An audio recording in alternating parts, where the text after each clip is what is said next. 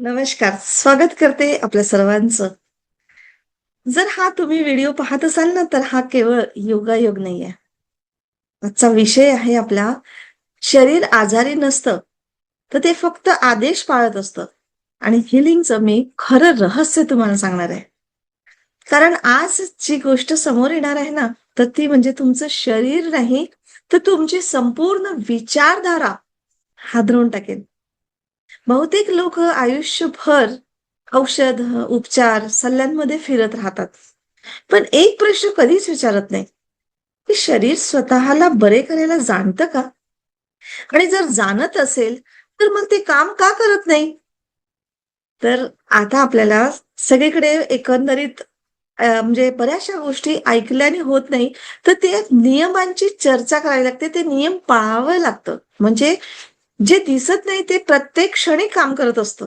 हे आपल्याला बघायचं आहे आपल्या प्रज्ञा करुणा ह्या चॅनलवर.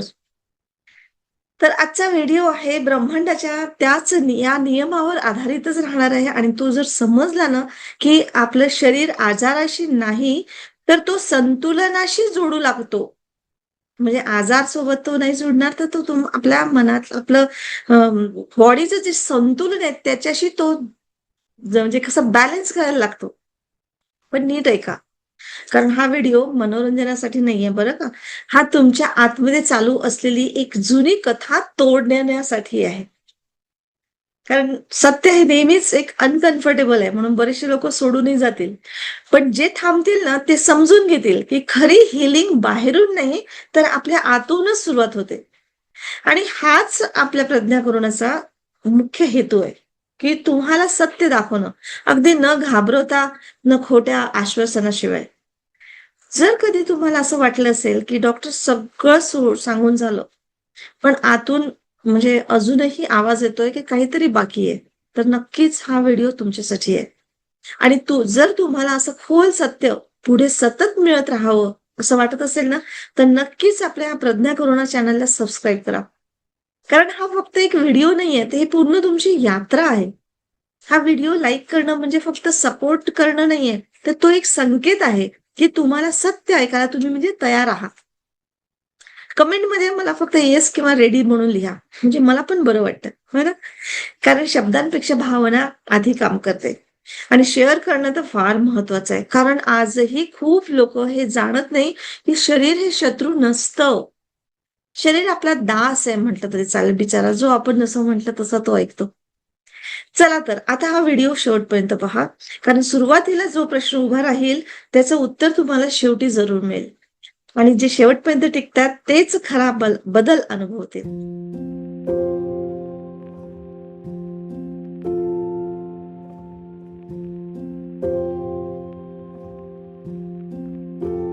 तर परत एकदा प्रज्ञा करुणामध्ये आपल्या सर्वांचं स्वागत करते मी. जिथे हीलिंग म्हणजे चमत्कार नाही, तर ही एक नैसर्गिक प्रक्रिया आहे. नेहमी मी तुम्हाला समजून सांगण्याचा प्रयत्न करत असते. आणि कदाचित आजपासून तुमचं शरीराशी असलेलं नातं बदलायला नक्की सुरुवात होईल. तुम्ही कधी पाहिलंय का, की डॉक्टर असं म्हणतात, की आता काही होऊ शकत नाही आणि असं म्हटल्यानंतरही कधी-कधी लोकं हळू स्वतःला बरं करायला लागतात. ना औषध बदलत, ना उपचार बदलत, पण तरीही शरीर स्वतःला सुधारू लागतं. प्रश्न हा आहे म्हणजे प्रश्न हा नाही म्हणता येणार आपल्याला, की ते लोकं कोण होते? प्रश्न खरा हा आहे, की त्यांना असं काय समजलं, की जे शेवटपर्यंत म्हणजे शेवटच्या श्वासापर्यंत त्यांना म्हणजे समजू नाही शकलं. पण ते आज मी इथे तुम्हाला सांगू म्हणजे सांगणार आहे. हे काही मोटिव्हेशन नाहीये किंवा काही खोटा चमत्कार मी सांगते किंवा काहीतरी वाढवून सांगते, नाही. मी पण अभ्यास केलाय, वाचन आहे, बऱ्याचशा गोष्टीचे स्वतःचे अनुभव आहेत. 20 वर्षापासून मी रेकी शिकवते आहे. आज म्हणजे 10,000च्या वरती आपले स्टुडंट्स झाले असतील आणि किती स्टुडंट्सच्या आयुष्यामध्ये बदल झालेला आहे. त्यामुळे हा चमत्कार नाहीये किंवा खोटा चमत्कार तर मुळीच नाहीये. तर हा नियम आहे. मी माझ्या प्रत्येक क्लासमध्ये सांगत असते, की आपण निसर्ग, भगवंत म्हणजे कुठे वर बसलेला देव नाही, तर निसर्ग हा सगळा ब्रह्मांड चालवतो आहे, ब्रह्मांड आणि तो नियमावरच चालतो. तर तुम्ही आणि माझ्यासारख्यांनी सांगितलं म्हणून नाही चालत. आणि ज्या दिवशी तुम्हाला हा नियम समजतो ना, त्या दिवसापासून अगदी त्या दिवसापासून तुमचं शरीर तुमच्या विरोधात नाही, तर तुमच्या बाजूने काम करायला लागेल. तुम्ही आता जे शब्द ऐकत आहात ना, ते फक्त शब्द नाही आहेत बरं का माझे. ते तुमच्या मेंदूमध्ये एक दार उघडत आहे, हे लक्षात घ्या. कारण सत्य हे आहे, की शरीर कधीच आजारी पडत नाही. शरीर कधीच आजारी पडत नाही. शरीर फक्त आपला आदेश पाळत असतो. आपल्या विचारांचं, आपल्या भावनांचं. खरा आजार कुठेतरी वेगळ्याच ठिकाणी जन्म घेतो. पण इथपर्यंत येण्याआधी एक मोठं खोटं समजून घ्यावं लागतं. कोणतं? तर जे की तुम्हाला लहानपणापासून शिकवलं गेलेलं आहे, तुम्हाला सांगितलं गेलेलं आहे, की शरीर म्हणजे मशीन आहे. बिघडलं तर बाहेरून दुरुस्त करायचं. म्हणजे औषधं, इंजेक्शन, ऑपरेशन, तोटके-फोटके पण करतात. आजकाल तर नकली बापू लोकांकडे पण जातात, है ना? बाबा लोकं, बाबाजी लोकं. पण लक्षात ठेवा, ब्रह्मांड मशीनवर नाही चालत. ते ऊर्जेवर चालतं. आणि तुम्ही फक्त मांस आणि हाड नाही आहे. तर तुम्ही चालते-फिरते म्हणजे ऊर्जा आहात तुम्ही, आम्ही. आणि आता नीट ऐका. इथून लोकं सोडतात बरं का. पण जे थांबतील ना, ते बदलतील. हे नक्की मी सांगते तुम्हाला. तर तुमच्या शरीरात प्रत्येक पेशी तुमचं ऐकत असते, महसूस करत असते आणि तुम्हाला प्रतिसाद देत असते, की तुम्ही जे म्हणताय, तुम्ही जे करता आहे, त्याचा प्रतिसाद देत असते. पण ती डॉक्टरांचं ऐकत नाही. तर ती ब्रह्मांडाच्या नियमांचं ऐकत असते ती शक्ती. ती शक्ती, ब्रह्मांडाची शक्ती म्हणजे प्राणशक्ती म्हणजेच रेकी शक्ती. तर ती ब्रह्मांडाच्या नियमाप्रमाणे काम करत असते आणि हा नियम खूप सोपा आहे. पण तितकाच धोकादायक पण आहे. हे लक्षात घ्या बरं का. जितकं सोपं आहे तितकाच धोकादायकही आहे, की जसं तुम्ही आतून मानता, बोलता नाहीये, मानता, तसंच तुमचं शरीर बाहेर बनतं. आणि लोकं याला म्हणतात विचारांचा परिणाम. पण ते त्याहून खोल आहे. म्हणजे त्याच्या सुद्धा म्हणजे खूप आतमध्ये आहे, डीप बियॉन्ड सबकॉन्शियस माइंड मी नेहमी सांगत असते. तर हे नुसतं आचार विचार नाही, तर हे आदेश असतात तुमचे. नोईंगली, अननोईंगली बरेचदा आपल्याला आपले आदेश आपण काय देतो आहे, हे आपल्याला समजतच नाही आणि ते आदेश ब्रह्मांड मान्य करत असतो.